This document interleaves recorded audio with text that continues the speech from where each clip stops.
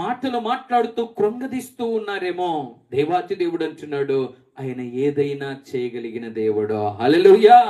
నిన్ను నిలబెట్టగలిగిన దేవుడు, నిన్ను బలపరచగలిగినటువంటి దేవుడు, నీ జీవితంలో ఉన్నటువంటి శాపాన్ని ఆశీర్వాదకరముగా మార్చగలిగినటువంటి దేవుడు, నీకున్నటువంటి వ్యాధిని తొలగించి సంపూర్ణమైనటువంటి ఆరోగ్యమును ఇవ్వగలిగినటువంటి దేవుడు.